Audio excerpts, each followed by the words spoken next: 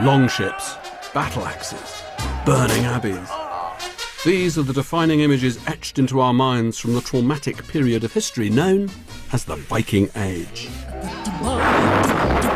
When shipborne warriors from Scandinavia unleashed terror across Western Europe and beyond.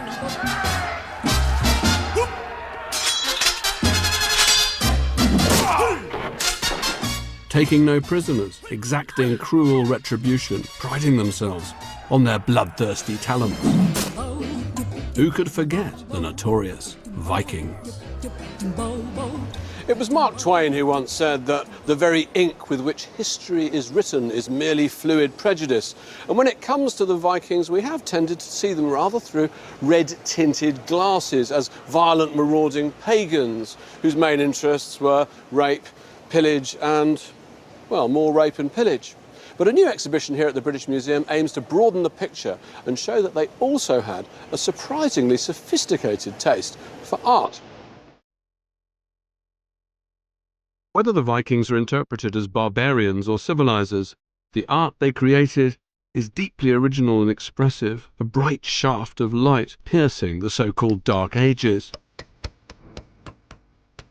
Defined by beautiful, intricate styles that are distinctly Scandinavian, yet laced with intrigue and mystery. So, just for now at least, put aside any preconceptions you may have about bloodthirsty thugs in horned helmets and prepare to be enthralled by the splendours of Viking art.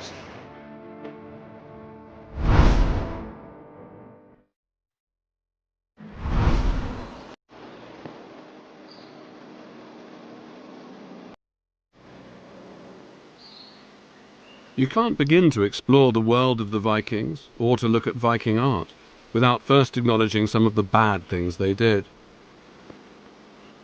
In a sense, the Vikings' sins. This is the holy island of Lindisfarne, the site of the first monastery in Britain to be attacked in a Viking raid.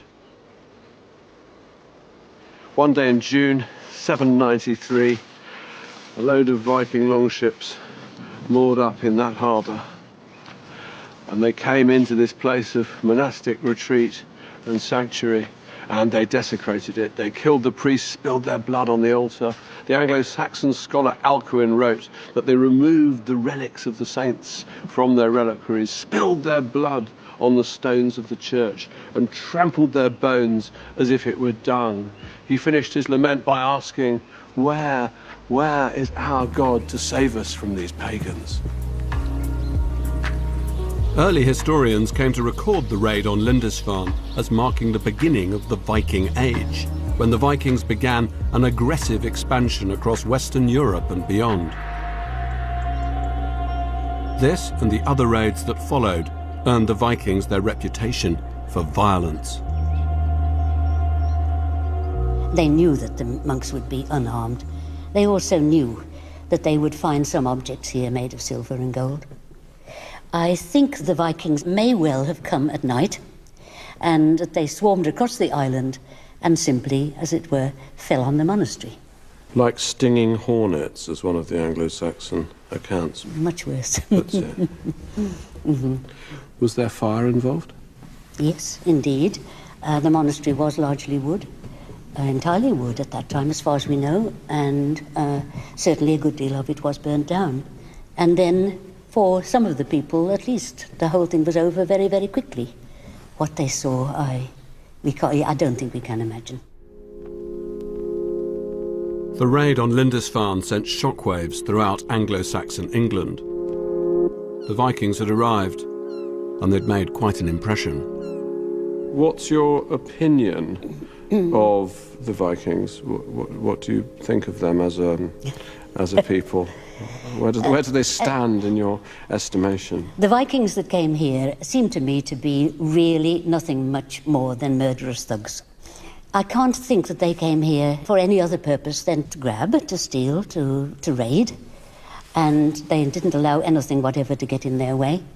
And they seem to me to be exactly like a great deal of the extremely horrible things that are happening in the world nowadays. So to me, they're terrorists. It does seem pretty unlikely that art was on the minds of the Vikings who attacked. But if it had been, ironically, Lindisfarne was the place to come. When the Vikings raided in 793, Lindisfarne was one of the centres for the production of illuminated manuscripts. And sadly, just one survives, the great Lindisfarne Gospels. Held by the British Library, this is a facsimile, a very good facsimile.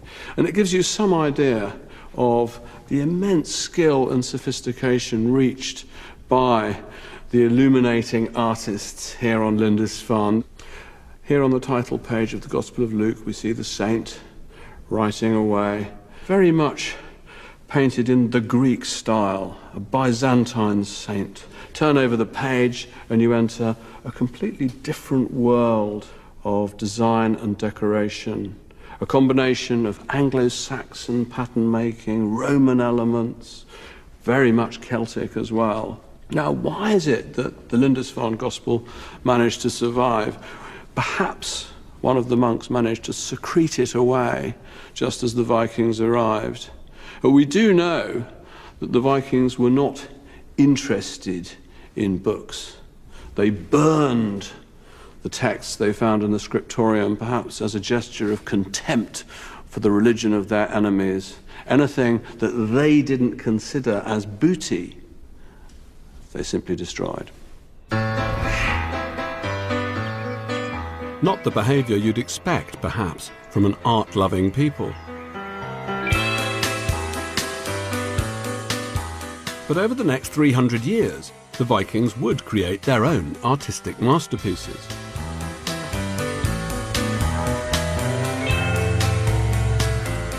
Viking art, which is to be featured in a new exhibition at the British Museum, the largest exhibition on the Vikings for more than 20 years. The show is being housed in a brand new wing of the museum. And not only will it include some impressive examples of Viking art, but also a gigantic 120-foot-long Viking warship. Wow! So, this is the new Sainsbury Exhibition Centre. It's enormous! It is, it's huge. Gareth Williams is the exhibition curator, and he's preparing for the delivery of the Viking warship, one of the largest objects the museum has ever put on display. Tell me about this huge new door that you've had built. What the door allows us to do, we're on the ground floor, so street level of the museum. And for the first time, what this allows us to do is to back a lorry straight into the exhibition space, and we can unload into this space. And the Viking boat comes out here? Well, it comes out in sections. It's been basically flat packed. It's been preserved. As you do. As you do. It's Scandinavian design. It's been conserved timber by timber. We have around about 20% of the ship itself survives. That's been conserved timber by timber. That comes in one big container, which is carefully conditioned to maintain the right humidity, the right temperature. That can be backed into this space, which will already have been prepared for it, and unloaded directly into this space. And you reassemble it and here? And we reassemble it here. There's a second container. Like a very, very complicated piece of IKEA furniture. Does it have a name? Is it called something like Björn? It's called Roskilde 6. Simply very perfect. Well, it's a wonderful story. It was found by chance underneath the Viking Ship Museum in Roskilde. They were building an extension to house all the replicas of the Viking ships they've already got on display there, and they found 9 more ships underneath, including this, including the longest Viking ship ever found. In a few months' time, the gallery will be crammed full of Viking objects, from the very large to the very small, many of which have never been seen in the UK before. It'll all amount to a multifaceted view of Viking society and Viking culture. Are you trying to complicate the stereotypical view of the Vikings as a bunch of bloodthirsty raiders, pirates from the north? What we're showing is there's a breadth to society in the Viking Age. Violence and warfare were important parts of this, and it's very much a warrior society, at least at the higher levels of society. But at the same time, trade was one of the driving forces for this huge expansion across the Viking world. And we have craftsmanship, we have poetry. There's a lot going on apart from just hitting people. I think that should be the strapline to the exhibition. There's a lot going on apart from just hitting people. Yeah, it's official. But the hitting people is important too.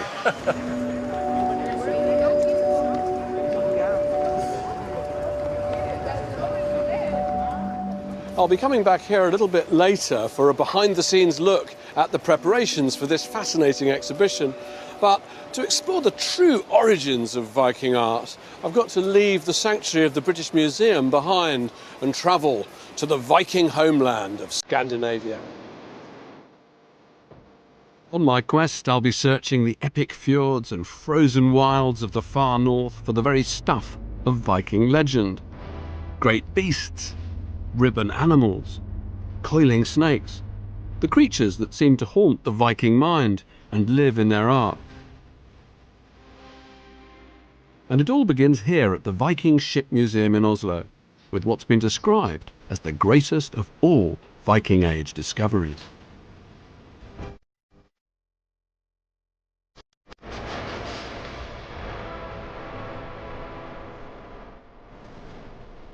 This is the Oseberg ship.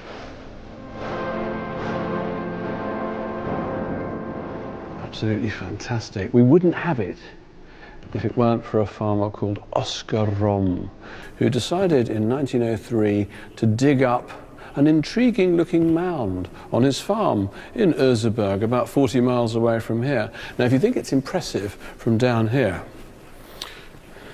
come up to the viewing platform.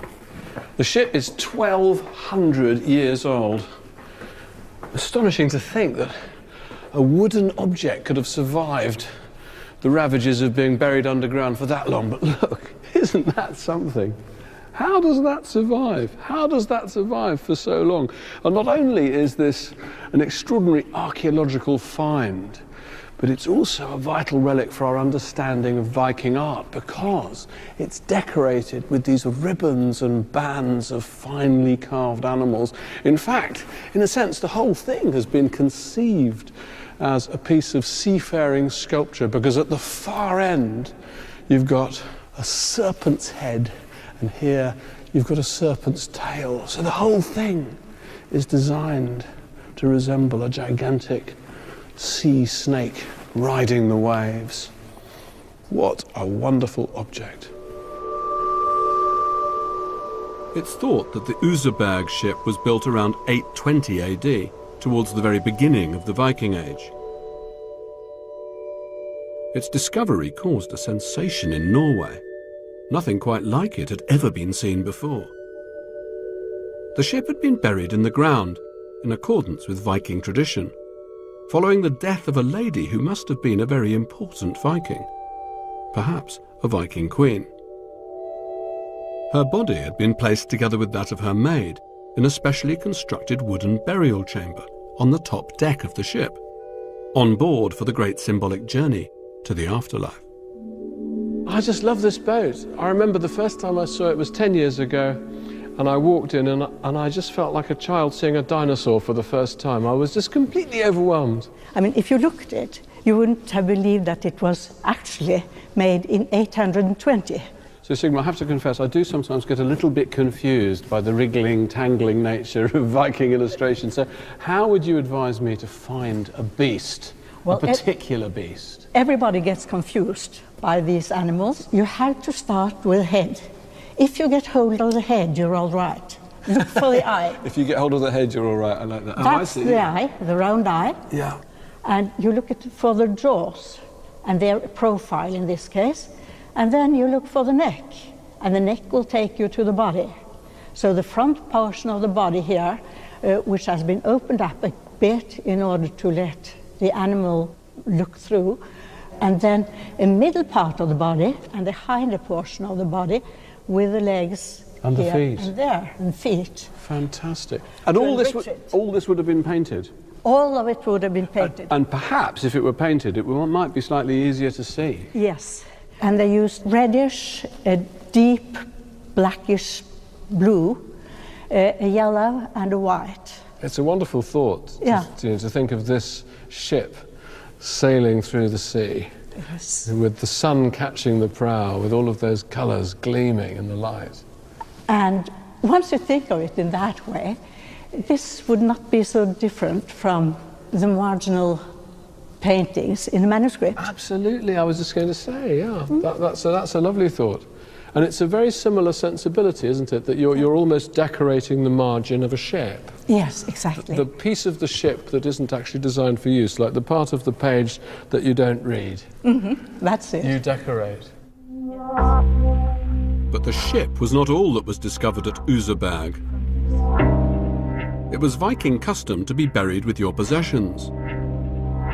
And it seems that our mysterious Viking queen also kept a fantastic collection of art, much of which had been carefully stowed by her side in her burial chamber. Take this decorated textile wall hanging, a kind of Viking version of the Bayeux tapestry, but at least 2 centuries older, and a rare example of narrative art from the early Viking age.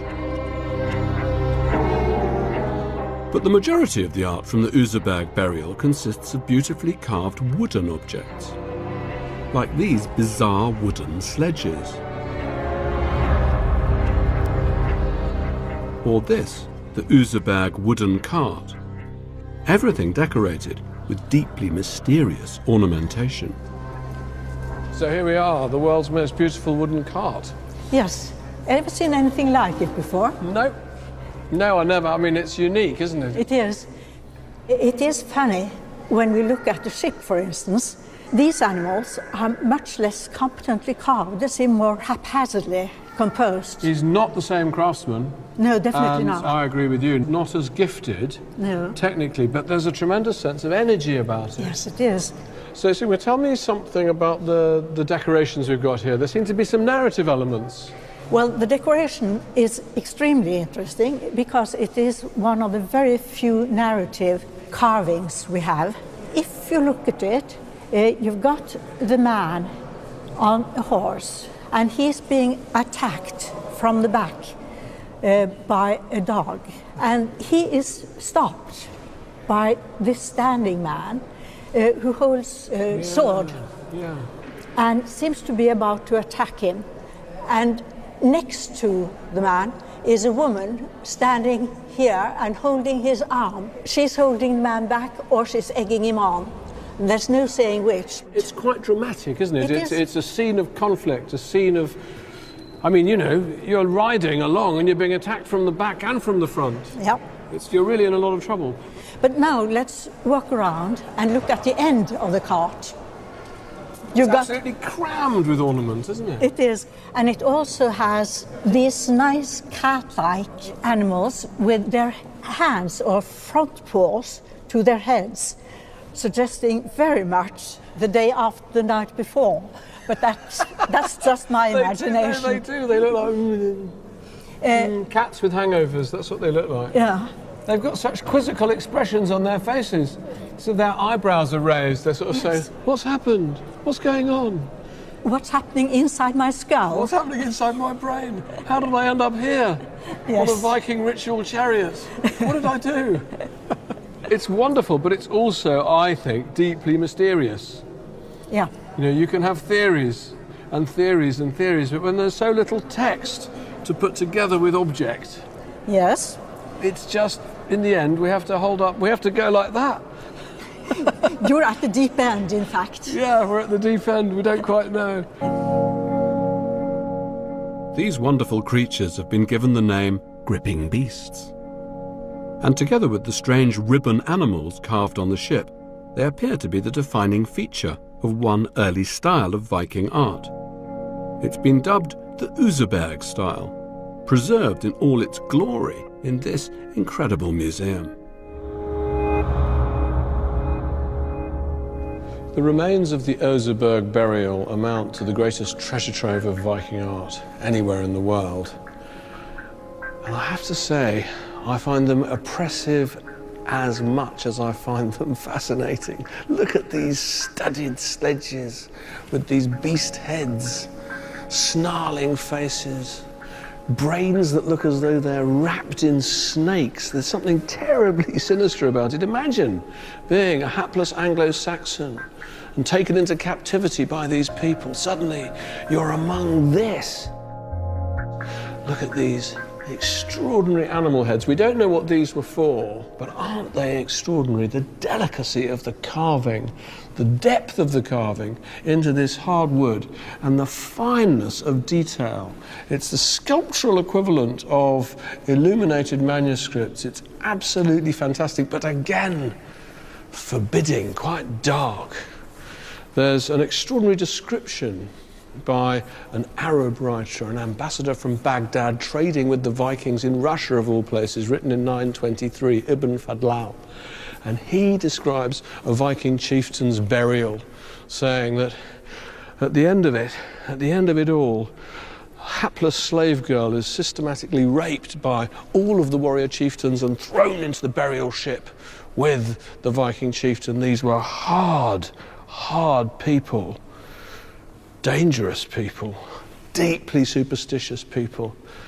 But boy, did they know their stuff. When it came to raiding and when it came to seafaring, they had no equal. And for me, this is one of the most extraordinary things ever made by the hand of man. This is the Gokstad ship. What a thing it is. And it suggests to me that their greatness, if we can talk about their greatness as craftsmen, as artists, as designers, lies in a profound, innate, deep understanding of natural process. Look at the way they've shaped the wood, and look at the way they've shaped the wood to float on the sea, to fight the ocean, to cut through it. To me, it's almost as if they draw inspiration from a whale. Doesn't it look like a whale made of wood? What a thing. What a thing. If you want to feel Viking power, just stand in front of this and imagine it cutting through the ocean towards you.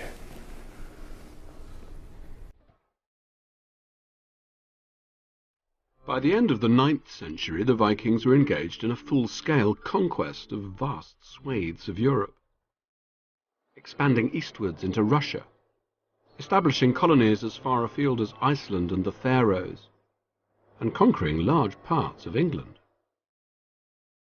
It seems that raiding Anglo-Saxon monasteries had just been a phase the Vikings were going through. In places like Cumbria, Yorkshire, and East Anglia, they were now settling and bringing with them their culture and artistic traditions.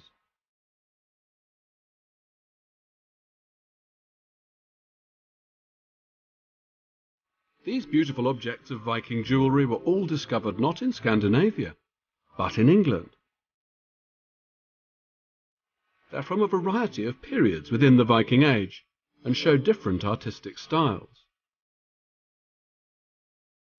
I'm at the British Museum with archaeologist Jane Kershaw, who's an expert on the art of Viking jewellery. We have a number of different types of objects here. We have some very high status, expensive items of jewellery. So these oval brooches, for instance, are very distinctly Scandinavian pieces that are likely to have been imported, probably on the clothing of female settlers, as is this lovely silver pendant. That's a lovely thing. This is probably from around 900, so late 9th, early 10th century. And that's from Scandinavia, you think, and brought to England by Scandinavian settlers? I think that's most likely. It's identical to examples that we find in Scandinavia. It's actually quite fierce when you see it up close, isn't it? Yeah, it's gripping its own body with these kind of claw-like hands, and plus you've got these little beast heads around the circular frame, so it is a rather fierce composition. Even the brooch tells you, oh, okay, be careful. Don't get on the wrong side of her. Exactly. It's beautiful, though. And these are rather less daunting, aren't they? These would have been worn in a pair on the shoulder, and their function is to hold up the straps of a particular type of dress. What's going on in this brooch? Are there hints of animal motifs? There are animal motifs. You can just about make out an eye and a face, one on each side, and then the body's rather contorted and abstract coming down. You have a spiral hip, and then it ends in 3-toed feet. But do you have any idea what the animals might be? I don't think they represent any animal that we would kind of recognise. They're kind of fantastical. Sometimes you have 4-legged animals in Viking art, but these are rather more abstract, I think. The designs revealed in the jewellery reflect the different styles of Viking art. Look closely and you'll find animal claws, eyes and heads, elements of the gripping beast. The creatures of Viking art live and breathe in this jewellery, and it's nice to think that these beautiful items were once worn in England. You've brought objects that are lower down the scale as well, I'm assuming. I mean, some of these objects, although they're also rather beautiful, they're distinctly humbler in feel, are they not? Yes, some of actually the more recent and in some ways more interesting finds from Norwich Castle Museum are slightly lower status, much more affordable, the sort of things that you would have worn in everyday dress. So we see on trefoil brooches, for instance, this style is a kind of simplified version of one we get in Scandinavia, and we can tell also from the pin lugs on the back of the brooch that it's more of an Anglo-Saxon type. So it's something that was probably made in England according to Scandinavian tastes. And once they started settling, do you think their relations with the Anglo-Saxons became friendlier, that they started trading with them instead of beating them up? I'm sure they did. I'm sure there's a lot of Anglo-Scandinavian cultural integration, and we see that on some of the brooches that combine Anglo-Saxon and Scandinavian styles. But it is quite remarkable that this Scandinavian female dress is upheld in England. You know, you might expect that they get rid of their oval brooches, they get rid of their strap dresses, and they start wearing Anglo-Saxon costumes. That would be the kind of natural path for social integration. But actually we don't see that. We see that they're keen to uphold dress styles from Scandinavia. When we get new styles coming in, women in England adopt those new Scandinavian styles. So they're staying in touch with fashions in the Scandinavian homelands. So they're very keen to display their Scandinavian inheritance. It's a nice thought, trying to think of, you know, presumably this fair-haired Viking lady walking down the street wearing those for the first time. Look at me. Is it definitely a bit of bling? Definitely a bit of bling.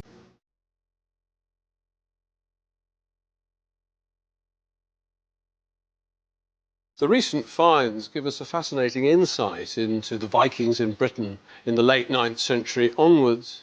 Now, the Vikings were staying and settling in Britain, bringing with them their jewellery and their fashions, bling and all.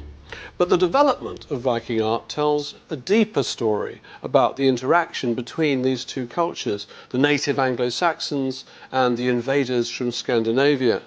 The conquerors would become the conquered. Gradually, the Vikings would shed their pagan beliefs and embrace Christianity. Strange things began to happen as the Vikings settled in England.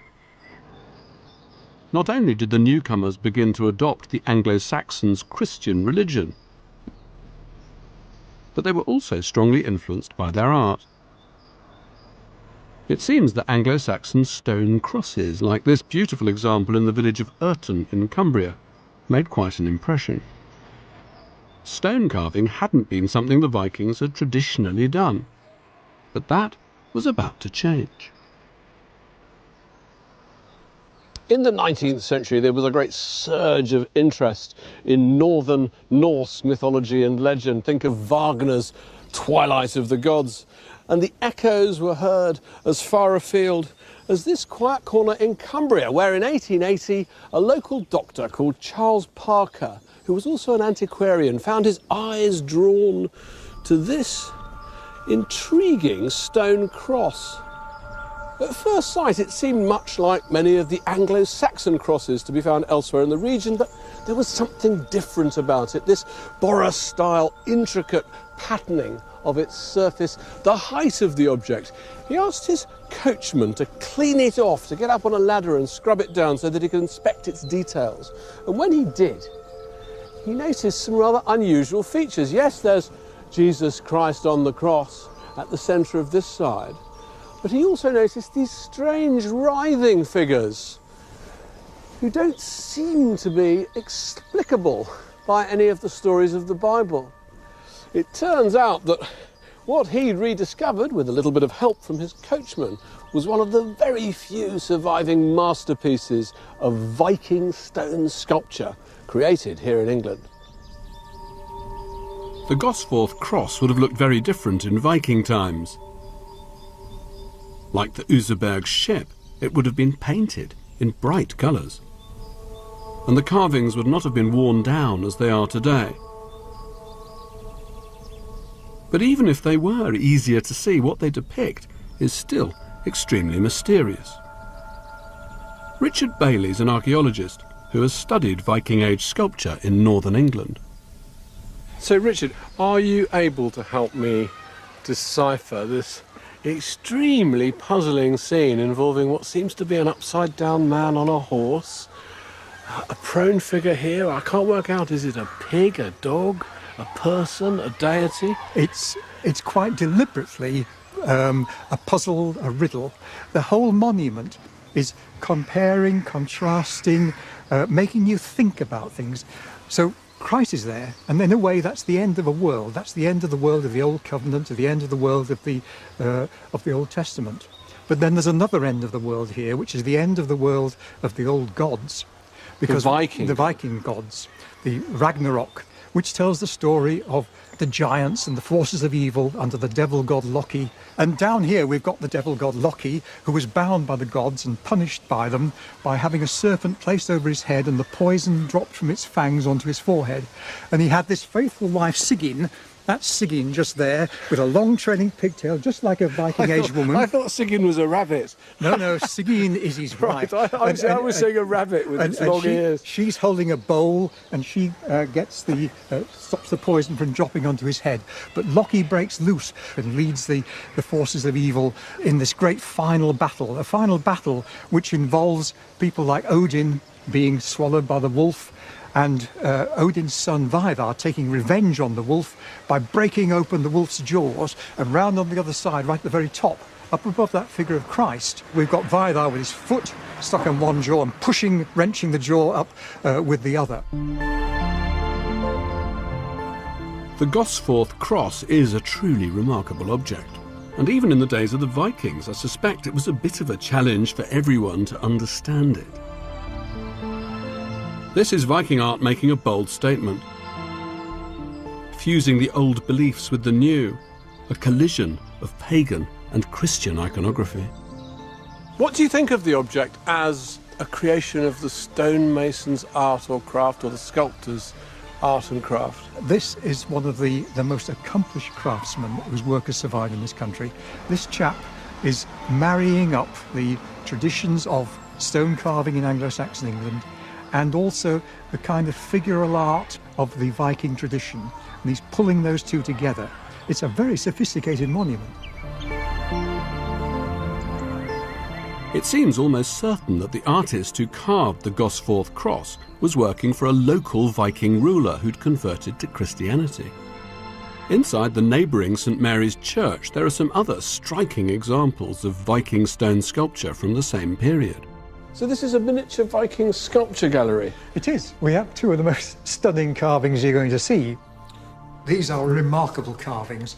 They're what's called hogbacks. They were grave monuments. Prestigious, high status grave monuments. But this was above the tomb? This was above the tomb. The body would lie below it. And what they'd seen, somehow or other, was those solid shrines that were over the top of saints' bodies in England. Exactly, like Thomas à Becket's that's right, shrine. Yes, and it goes right the way back to Roman sarcophagi. Yeah, exactly. So isn't that fantastic? Building-shaped monuments, but it's all done in the shape of Viking house, with a curved roof on it, and then behind it you've got another hogback, much bigger, carved by the same man as carved the large cross outside, but it's got these interlacing serpents running along with men fighting them within. I've just seen here.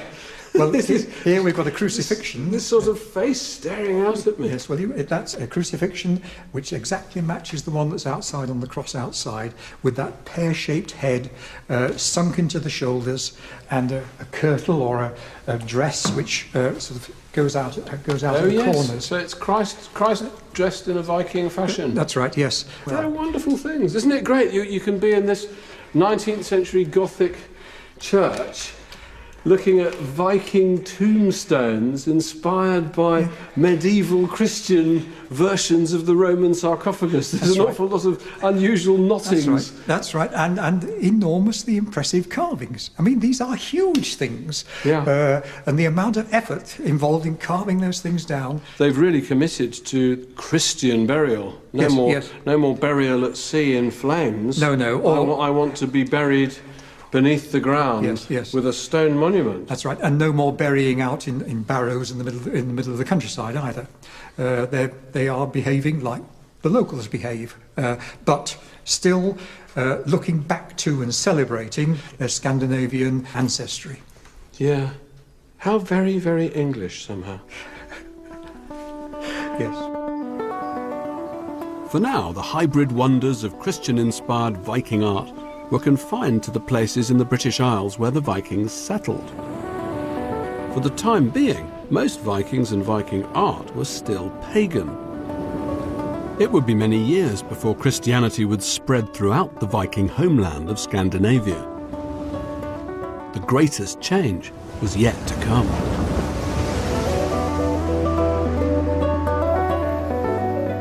I'm returning to the British Museum to catch up on the preparations for the Viking exhibition. The last time I was here, the gallery was a construction site. But the builders have now left, and in their place, teams of curators are busy unpacking objects and putting them on display. So, lots of packing crates.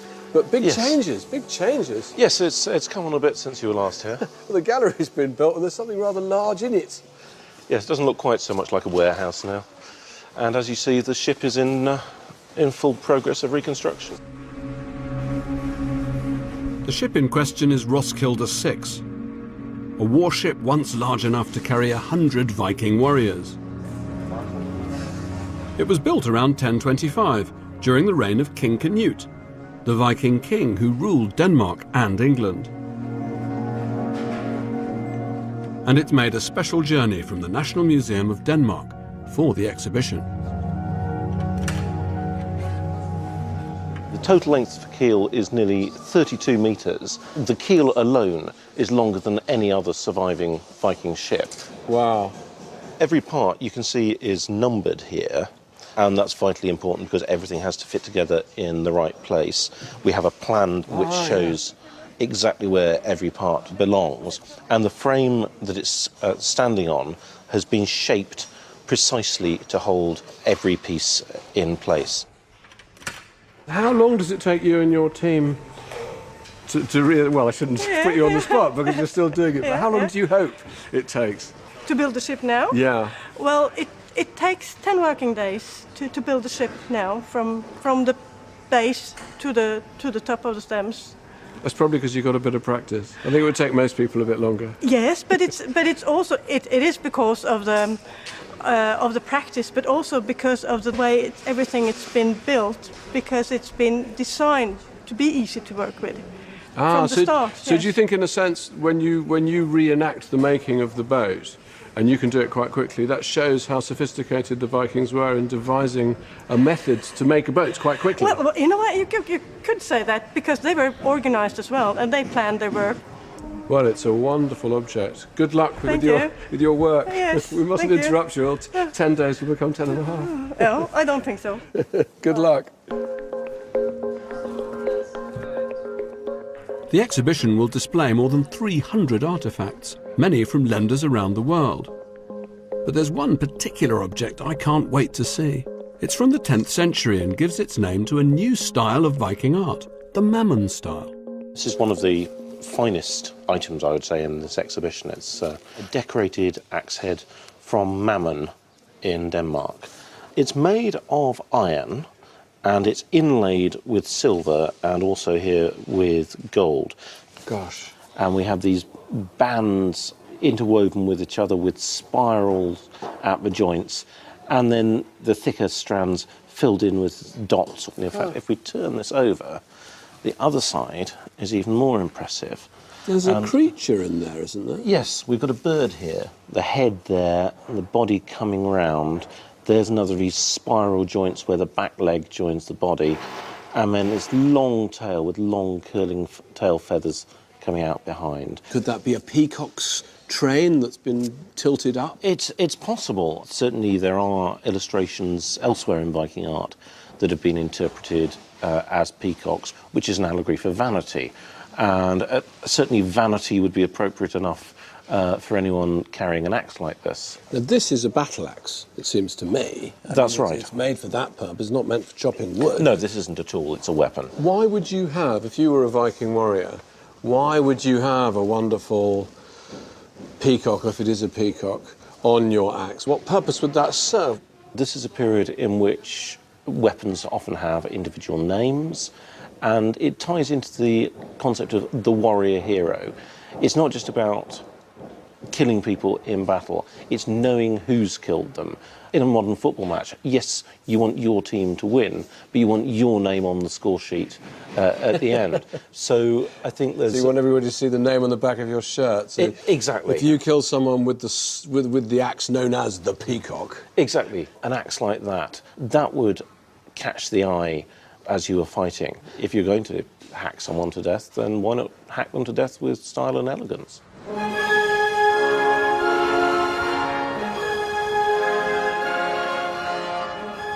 With the preparations for the Viking exhibition in full swing, I'm returning to Scandinavia. Around the time of the Mammon Axe, a new craze emerged in Viking art: the Viking picture runestone.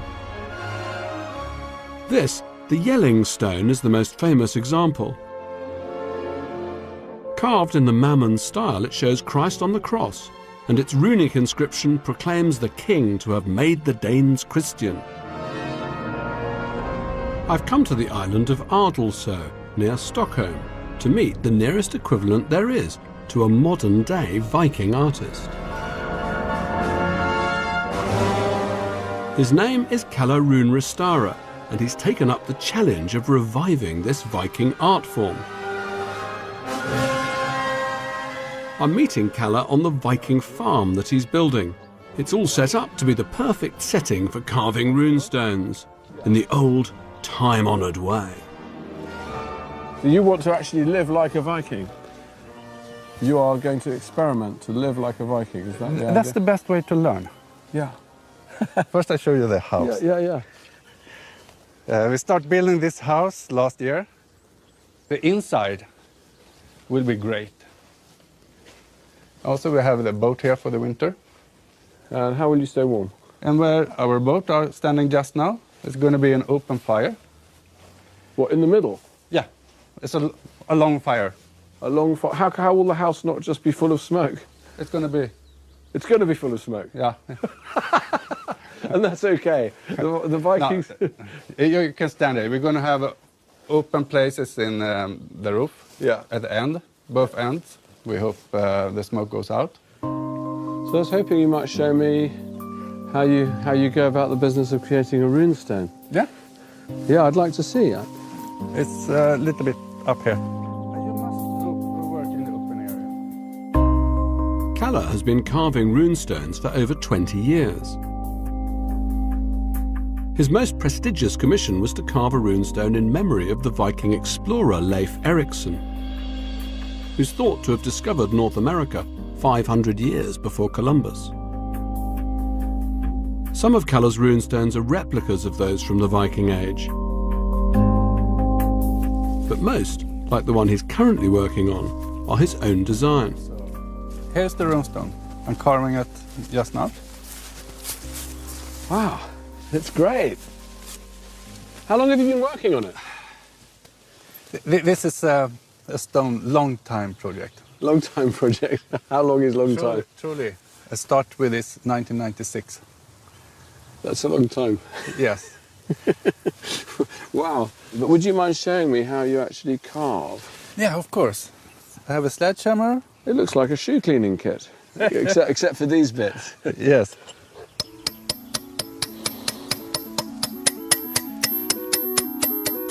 This is the way to make the lines soft and straight. Who taught you? The old room carvers. Now I changed the chisel. So I have a small thin line here. Yeah.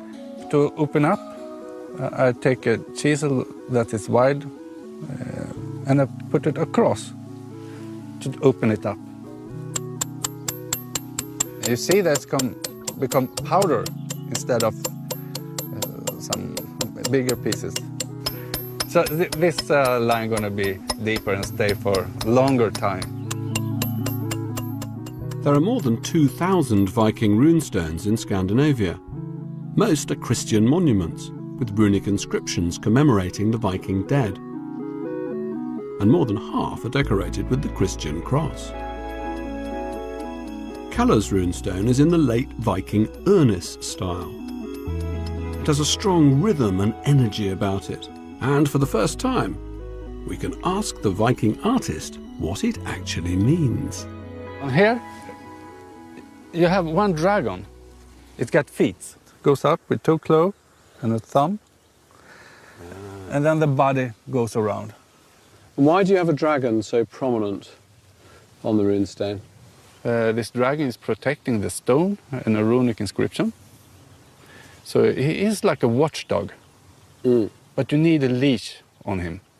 Otherwise, the dragon will go away. So where's the leash? That's a snake. Ah, so the snakes are a way of keeping the dragon tethered. Yeah. May I ask, O Viking, why is there no Christian cross on your runestone? I don't like it to be there. The Christian cross, for me, is something extra. Most of the runestones that I've seen seem to be extremely Christian. Maybe if I read a runic inscription for you, you understand why there's no Christian cross. If you could read it to me and then perhaps translate it. Yes. Gamla gudar glädjas när folk frestar forn tro att vist visa vägen igen. Old gods become happy when people again searching for knowledge in the old belief to find answer to the future or something. It means don't do the same mistake again. Yeah, learn from history. Yes.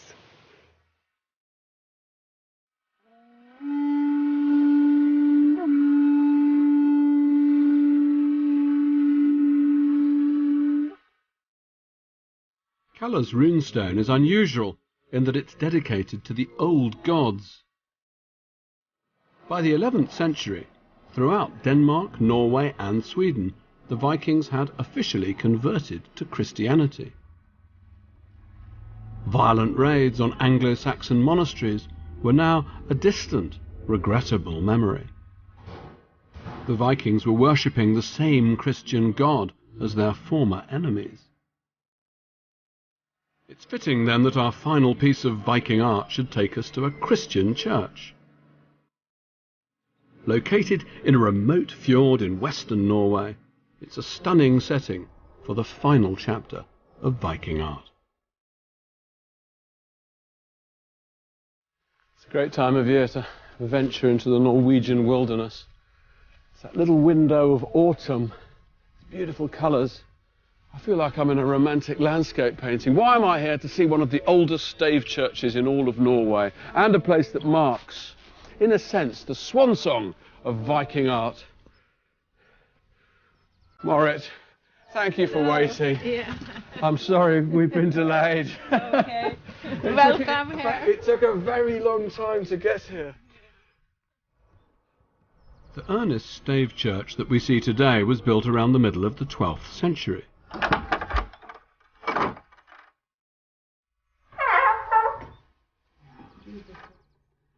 But at least 100 years before, Vikings were coming here to the same site to pray.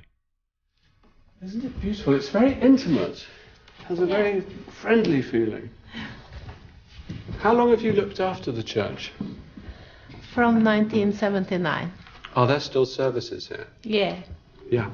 It has been used the whole time. The whole time? Yeah. So for more than 1,000 years, really, if we go back Yeah, to the very first church yeah, that was on yeah. this site. Yeah. That came in the end of the 900s. The elaborate Romanesque decoration inside the church dates from the mid-12th century. It shows some influence from Viking artistic styles, but it's too late to be considered Viking. And yet, throughout the church, there are traces of the Viking past. You've actually got a Viking ship as the candelabrum. Yes. That's It's amazing. a Viking ship with 9 candles. And here a lamp, the Lamb of God. And how old is the Viking ship? That is from the 12th century. So I think it has been here from that time. So for 800 years here in Urness, instead of a more conventionally Christian candelabrum, they've had a Viking ship. That's wonderful. Is there a significance to the number of the candles? Yeah, 9 candles, 3 times 3, a holy number. The Holy Trinity. Yeah. So I It's think a that's... tremendous image of the way in which I think of as what's happened here, is that we've got this Viking culture that has now been absorbed, or is being absorbed, by a Christian culture. And it's almost as if the Viking culture has got smaller. And now here it is, on the Christian altar. I think the Viking ship as a candlestick on the altar symbolized that a Viking from here went to England or Ireland and become Christian and brought the light back to Urness. That's a beautiful idea.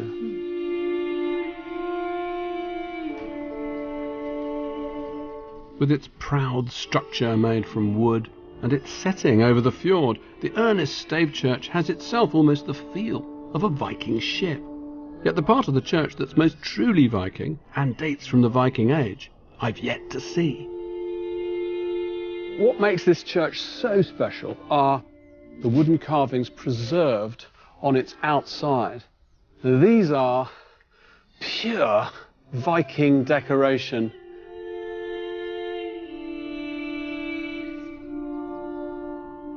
This was, in fact, the Viking entrance to the church that stood on this site just 100 years before this one was created. In other words, in the middle of the 11th century.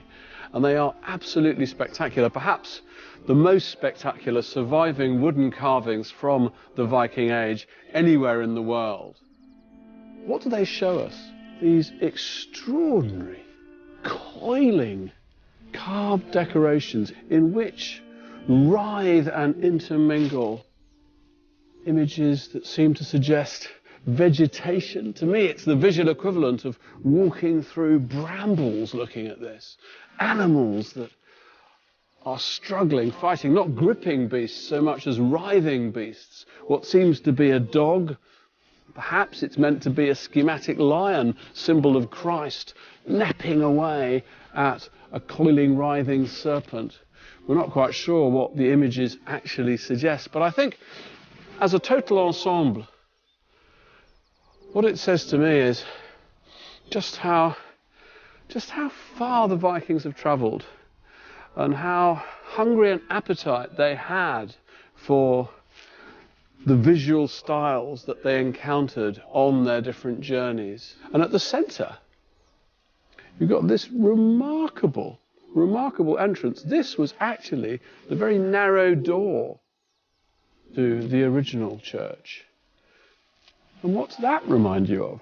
Well, it reminds me of Islam. Isn't that an Islamic arch?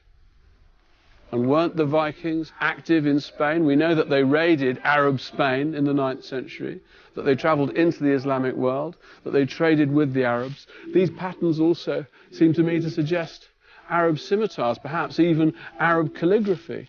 So within this patterning, there's almost a map of the Vikings' trade, the Vikings' influence, the Vikings' travels, the Vikings' journeys. But this is also, I think, a poignant image of their last journey. Because when they opened that door, what were they going into? They're going into a Christian church, returning their longship in the direction of God. Within a few decades of the earnest wood carvings being created, the Viking Age had drawn to a close. The era of Viking longships, expeditions overseas, the settlement and the conquering of foreign lands, all was over, to be replaced by a new, enlightened age of Christianity. But what mysterious, wonderful art the Vikings had left behind. The beautiful dancing rhythms of the late Ernest style, the intricate gripping beasts and ribbon animals of the Oseberg burial. And with so little Viking literature to explain its meanings, this is an art, I feel, that still kept many of its secrets.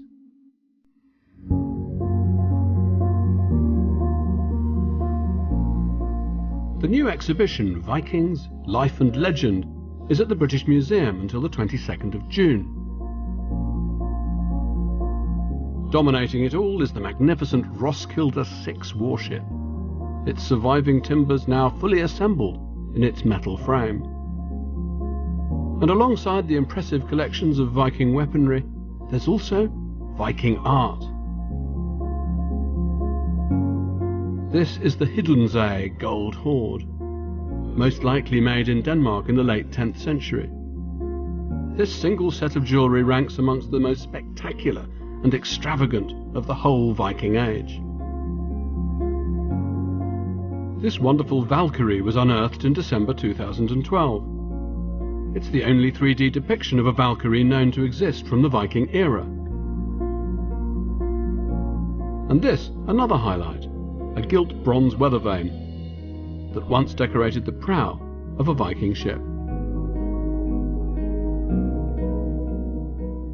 This is the first major exhibition devoted to the Vikings at the British Museum for more than 30 years, and it's all the more impressive when you consider that many of the objects on display have had to survive the ravages of time for more than 1,000 years. And from these fragments, I think Viking civilization emerges far more whole. Yes, they were raiders, but they were also explorers, traders, Christians, artists. Now, should we be surprised that a bloodthirsty warrior should also be capable of appreciating objects of extreme beauty? Well, I don't think so.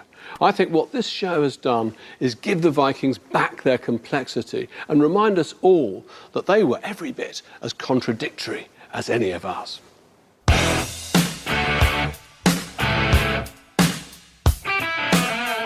A story of intrigue, conflict and violence. A new series looks at England's longest ruling dynasty, the Plantagenets, starting Monday at 9 here on BBC Two. But next, watch a man completely disappear on QI.